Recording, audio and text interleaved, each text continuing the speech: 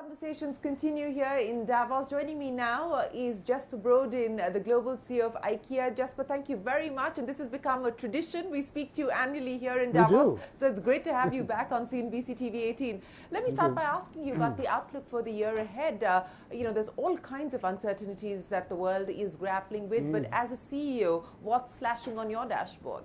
Well, as a leader of Ingka and part of leading IKEA, we are at this moment, we look at the world as scenario planning. There is no one truth anymore because there are so many changes going on at the same time. I think the interesting thing with this moment and challenging is that we are experiencing, of course, inflation and high interest rates in the consumer end in most of our markets. So we have seen a slowdown to a certain extent. At the same time, we have deflation in our upstream value chain caused by a lot of good work and success from IKEA co-workers, but also rebounding from the disruption of the pandemic.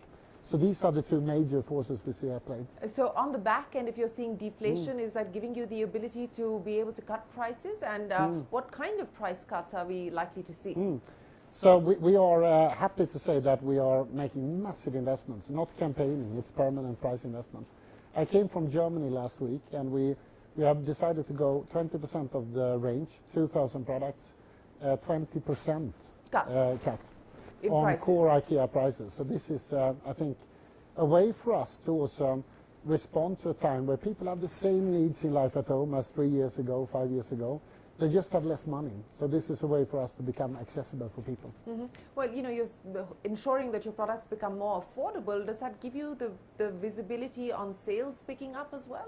It does. Economically, of course, when we lower prices as much, top line is actually impacted. It could look like we're not growing, but we see quantities and we see the number of customers as one of the important KPIs for us. And of course, being IKEA, it's not about earning big margins. It's about making sure we help people in life at home. We're accessible and sustainable for people. So we think. But the impact on the bottom line? Impact on bottom line. We try to navigate. So we've never been, the most ambitious of having the highest profits, but we need to make sure we have a decent profit because 15% of what we normally earn goes to our foundation, which is our owner, and the rest of the 85% we like to reinvest in expansion. For instance, in India, which is at the moment our actually most ambitious expansion market. Your most ambitious expansion market, it has seen growth in the number of stores, but a lot more, at least that's the hope as far as consumers are concerned, that it'll be much more evenly distributed because it's just very few cities at this point in time. So how bold is your ambition going to be for India? You're from Delhi, aren't you? Yes, I know, now I see in your eyes the question coming. Very good. So here's, we might be slow to the point that when we open stores, it's big buildings. But also remember that when IKEA comes, 9 out of 10 people who get a job opportunity doesn't work for IKEA. It's suppliers, partners, service partners, and so forth. So it's a build-up. But we're aiming to open Delhi by the end of next year. First one in Gurgaon, second one in Noida. Hopefully shortly after, but we're going to open Ecommerce already this year. Yes. Yes. And I hope next time I meet you, I have some news for you on that. Well, but you're talking about launching your e-commerce services in India next year. But what's that playing out for you in terms of contribution to sales globally? At this point in time. So India, of course, India is the world's biggest country from a population point of view. It's going to take some time for us before we get up to the type of market shares that we today see in markets like in Europe and in other places because of the physical expansion, because of building the operations. To a certain extent, we could easily make ourselves accessible digitally, but to supply goods, and also, which is so important for us, to do that in a climate-friendly way, will take a couple of years. But it is definitely the most exciting growth opportunity we have. The Indian market, the most exciting growth opportunity, says the IKEA CEO. But on digitization, I want to understand from you what the experience has been and what the hope is as far as driving sales through e-commerce operations are concerned. And what more are you doing on the digitization front? Everyone here is talking about adopting AI, how AI is changing, the customer experience, how it's changing and bringing in productivity gains. What's your take and how are you incorporating some of these tools? So we are, I think like everybody else, we are taking the next step into future artificial intelligence. We've been working with machine learning and operating AI for years. Now comes different versions of generative opportunities.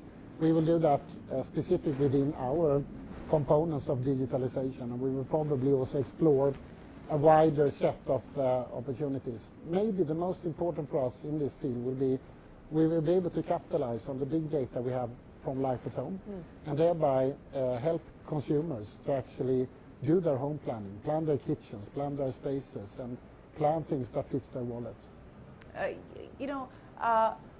I want to talk about some of the near-term challenges, and we are still trying to understand the full impact and implications of what's happening with the Red Sea. Has that impacted business at all for you at this point in time? At this point, no. All the respect for the conflicts and, of course, the regret for all the challenges we in our generation experience in so many places. From a practical point of view, unlike the, so to say, deep pandemic times, our stocks were shallow. There were massive disruptions. That was a very, very challenging period for us. Today our stocks are full. We're almost back to basics from a pre-pandemic point of view. So at this moment there is no consequence. Supply chain diversification. I know that you're upping your sourcing from India and you want to do that more and more. But take me through the landscape as far as supply chain diversification is concerned for you, specifically post the pandemic. So basically we are running at approximately 30% in India of local sourcing. It is a game of balancing the build-up of retail and supply, but it's also a game of combining it with exports. That's how we've been successful in so many other places, Poland, China. So at the moment we are in a build-up phase. There are certain categories where India is a leader, as we all know, in textiles and some more. There are other categories of home furnishing where there is simply no presence of industry today. So I think actually I saw a number that approximately 1% of the world's home furnishing comes from India, which let's agree on that's just a far too low number. So we will be part, with our demand, with our competence, with our opportunity to attract partners to be part of making investments in India. And I think one of the most critical success factors will be together with authorities in India to make sure that the quality ambitions and the ambition of local supply is harmonized with the international standards so we can enable export and of course enable import as well. But in order to build success, it's not going to be enough with domestic need to start with. Yeah, you will have to look at much more of the export opportunity as well. And this opportunity, India is geographically well placed for the future market. So there is so much abundance of people, raw materials. So I see great opportunities to do that. Let's talk about China as well, because it's going through its own pangs at this point in time, and there are question marks on what kind of growth China is going to be able to pull off in the near to medium term. What's the story playing out for you like in China? You can say, as always, we need to be humble when we make our predictions. There are so many variables in the world at the moment, but if I would dare to say something, I would be saying expecting a moderate development this year and a fairly strong development next year. As we all know, China has been relying on export, on real estate market, and on domestic success and growth. Today and the year ahead and the years ahead is going to be much more centered on the domestic growth. We are in collaboration with authorities to do our part to make sure that we stimulate consumption in the right direction. So we're experiencing growth. I would say it's moderate compared to the numbers we have seen historically in China. But again, there are so many people and there are so many needs in life at home, and there is such a development in the right direction when it comes to basically BNP per capita. Climate and the climate transition, and of course the focus continues to be on that. I know IKEA has done a lot of work on that internally. What are the targets that you're setting for yourself over the next few years on that front? What are the big changes on the back of the ones that you've already made that you anticipate making? Targets, easy. Delivering to it, very hard work. Yes, the execution is always harder. The planet. This is serious for us. We are deeply concerned about the existentialistic crisis that we experience right now in humanity. That goes for all of us since we are connected in this topic. So the target is basically minus 50% carbon reduction absolute by 2030, and then minus 90% by 2050. This is the target that we put for later. We put all our focus on 2030 now. It is a transformation that you can say it's an ethical side to it. We need to do this. We can't pass it on to our children to deal with this. It is a brand opportunity. Our customers in India and elsewhere expect us to be a leader. But, and here comes the interesting thing, a lot of people think this comes as a premium. For us, carbon is cost. And thereby, by reducing carbon in our value chain, we are capable to basically make IKEA stronger in the future. And here comes a very cool fact for the moment, and that is, since Paris Agreement in 2016, we have grown by 30.9%. We have already reduced absolute carbon by 24.3%. And having that said, we have plans for the future. We are very humble for the uncertainties and the challenges ahead of us. But the fact at this moment is that we are halfway to that goal. Well, that's good to hear. Yeah. And it's good business. And it's good business. That's the point that you're also trying to make. What's the one thing that you're most concerned about as a global CEO running a operation with, with your foot and arms and legs in different parts of the world today? I mean, what is the one thing that worries you the most? If you ask me at different times of day, it might be different answers. But the biggest concern for me is hope and trust.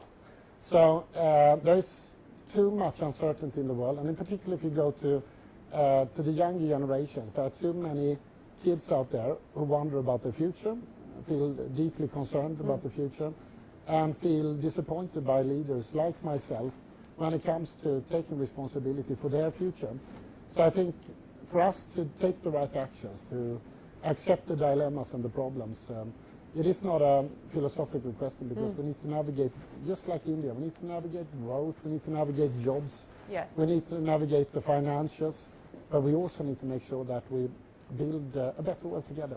Well, we certainly need to focus our energy and our mind space on that. But, if I would ask you about the one priority that you're setting for yourself at an individual, personal level, as a leader, running IKEA, as well as a business leader who is involved with conversations around climate and energy, what are those three priorities? You said one, then you said three. Thank you. Because there are three different capacities. No, but I think the priorities is to make sure that we transform the company to be future resilient in a world that is climate smart, resource smart, nature smart, and thereby cost smart.